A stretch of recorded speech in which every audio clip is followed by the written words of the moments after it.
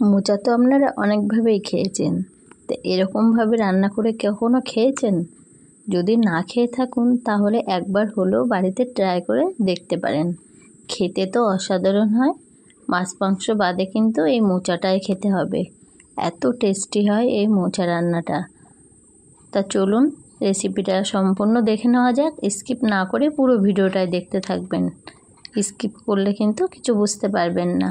চলুন তাহলে রেসিপিটা বানানো যাক। নমস্কার বন্ধুরা, মালতীর মিনি কিচেনে অনেক অনেক স্বাগতম। অন্যদিনের মতন আজও চলে এসেছি আপনাদের কাছে নতুন একটা রেসিপি নিয়ে। আজ আপনাদের কাছে একটা মোচার রেসিপি শেয়ার করতে চলেছি। প্রথমে আমি একটা মোচা নিয়েছি, আর মোচাটা হলো একটা চাপা কলার মোচা। আর মোচার সাথে নিয়েছি 2 পিস আমি মাছ দুটো বেশ লবণ হলুদ মাখিয়ে ভাজতে বসিয়ে দিলাম। এর ভিতরে কিন্তু আমি মোচাটা ছাড়িয়ে নেব।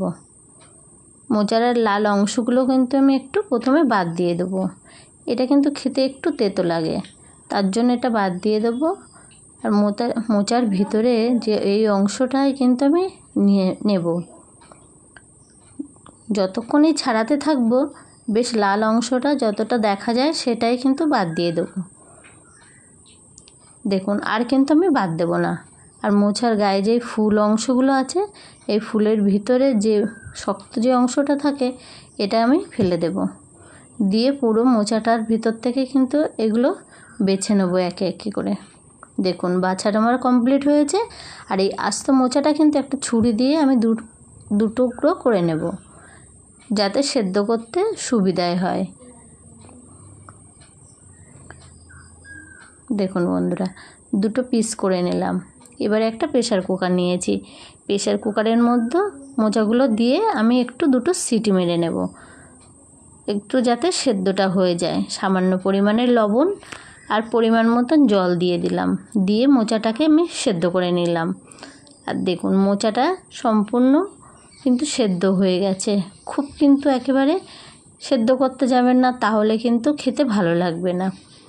আর মোচাটা এবার একটা মিক্সচারে দিয়ে দিলাম, দিয়ে আর এই মাছ 2 পিস আমি ভেজে রেখেছিলাম, এই মাছ 2 পিস আমি এবার কাটা বেছে নেব।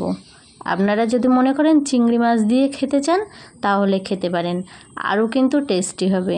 যেহেতু চিংড়ি মাছ আমাদের পরিবারে 1-2 জন একটু অ্যালার্জি আছে, তার জন্য কিন্তু আমি 2 পিস মাছ দিয়ে দিলাম। পরিমাণ মতন একটু দিয়ে দিলাম মরিচের গুঁড়ো। আর আমি আদা আর রসুনের যে গুঁড়োটা তৈরি করে রেখেছিলাম, সেই গুঁড়োর থেকে আমি 1 চামচ করে রসুন গুঁড়ো, 1 চামচ আদা গুঁড়ো দিয়ে দিলাম। 1 চামচ হলুদ গুঁড়ো, 4টে কাঁচা লঙ্কা দিয়ে একটা পেস্ট করে নিলাম। দেখুন পেস্টটা ঠিক এমন হবে। এবার কড়াইতে দিয়ে দেবো পরিমাণ মতন তেল। ফ্রাই প্যানে দিয়ে দিলাম কিছুটা সর্ষের তেল। এই তেলের মধ্যে কিছুটা ফোড়ন দিয়ে দেবো, কালো জিরে, একটু লঙ্কা ফোড়ন আর একটা পেঁয়াজটা কুচো কুচো করে দিয়ে দিলাম। দিয়ে ভালো করে একটু ভেজে নেব। বন্ধুরা, রেসিপিটা যদি আপনাদের ভালো লেগে থাকে তা প্লিজ একটা লাইক কমেন্ট শেয়ার করতে ভুলবেন না। শেয়ার করে পাশে থাকবেন, আর পাশে থাকা বেল আইকনটিটা প্রেস করে দেবেন, তাহলে নতুন নতুন ভিডিও ছাড়ার সাথে সাথে আপনাদের কাছে গিয়ে আগে পৌঁছে যাবে। আর দেখুন পেঁয়াজটাও বেশ সুন্দরভাবে ভাজা হয়ে গেছে। এবার যে মিক্সচার করে রাখা মোচাটা আমি এর ভিতরে দিয়ে দিলাম, দিয়ে সুন্দর করে কিন্তু এবার ভেজে নেব।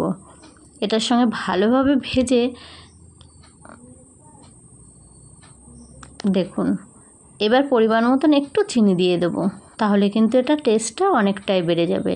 মোচাটা বেশ কিছুক্ষণ নাড়াচাড়া করার পরে মোচাটা অনেকটা কিন্তু জল শুকিয়ে গিয়েছে, দেখলেই বুঝতে পারছেন কতটা জলটাই শুকিয়ে গিয়েছে। আর ঠিক এমনই কিন্তু করতে হবে, বেশ ভাজা ভাজা করতে হবে।